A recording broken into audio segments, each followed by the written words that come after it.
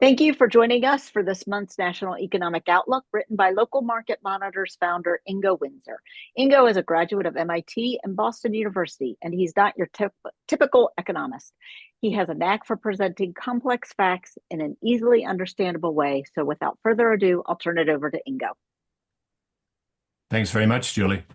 Every month, we look at the latest data to see what they can tell us about the economy and about real estate markets, where they are now and where they may be headed. You make better investments when you have a better idea of the forces that affect supply and demand. This month, we'll look at the current state of the economy and then some additional data to see what trajectory we can expect in the next 12 months and what all this means for real estate. The best way to see how the economy is doing is to look at the rate at which it's creating jobs. Jobs mean Jobs mean consumers, and consumers are the U.S. economy. Here we see the percent change in jobs every month compared to the same month of the previous year. It's clear that the economy is steadily slowing and that job growth will soon be negative. So let's take a tour of the major sectors of the economy to see where there may be better growth in the future. Jobs have been and continue to be lost in the manufacturing sector. Every administration wants to bring manufacturing jobs back to the U.S., but so far none have been able to do it. Growth in the construction sector has largely come to a halt. There's been some growth in the construction of commercial buildings like data centers, but that's been balanced by job losses in home construction. The retail sector has not added jobs in years. And jobs are now being lost in finance. Restaurants are adding jobs,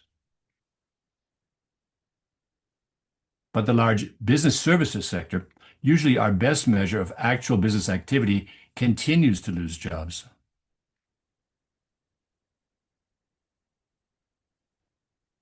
Only the healthcare sector has added jobs at a good rate in the last few years. But even here, the rate has fallen from 4% in 2024 to 3% last year and to 2% now. Partly that's because of slower hiring at nursing homes.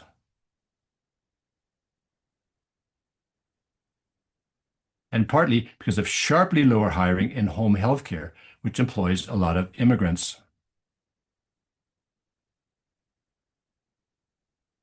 Finally, growth in the big government sector has been slowing for years and is now negative. That's partly due to job losses at the state level, but mainly to the elimination of 300,000 jobs at the federal level. With this as a backdrop, are there reasons to suppose the economy will soon do better? An expanding population that provides more consumers is an important support for an economy built on continued growth.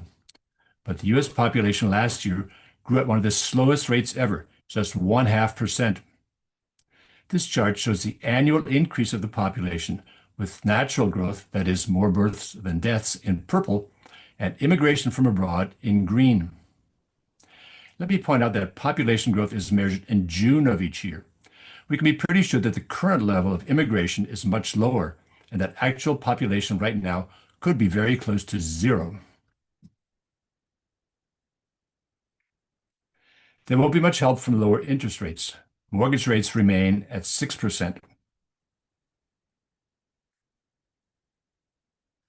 And no help from lower energy costs. With the current uncertainty of crude oil prices, the cost of gasoline and other sources of energy is most likely to go up.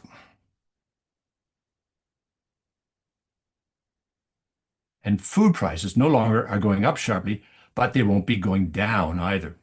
Since 2020, food prices are up 33%.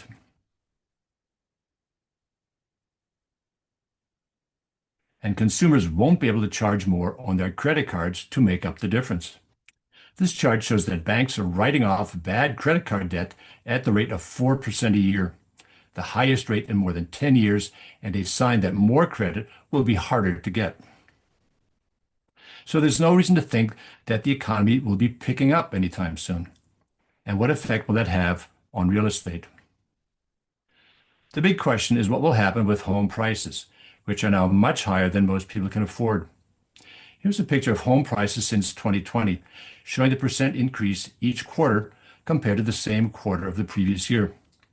So far, the average price has continued to creep up at around 5% a year. But that's just the national average. In Florida, prices in the last 6 months were flat. Florida has a much more liquid housing market than elsewhere because the constant turnover of retirees puts a steady supply of homes on the market. That's why it's a leading indicator for what will probably happen in other states. In Cape Coral, Fort Myers, home prices have already fallen. In Punta Gorda, they've fallen even more. And these are not isolated events. On the other coast, in Fort Lauderdale, prices seem to be headed in the same direction. And we see the same picture in California and Texas, the biggest real estate markets. More slowing of the US economy will accelerate this readjustment of prices and can cut consumer spending as homeowners see the value of their property erode. That's it. In this time of uncertainty, it's important for bankers and investors to stay on top of local economic and real estate developments. Local Market Monitor provides the data and analysis they need with local market reports and investors' metro analysis. Thanks very much for following along. This is our National Economic Outlook. I'm Ingo Windsor.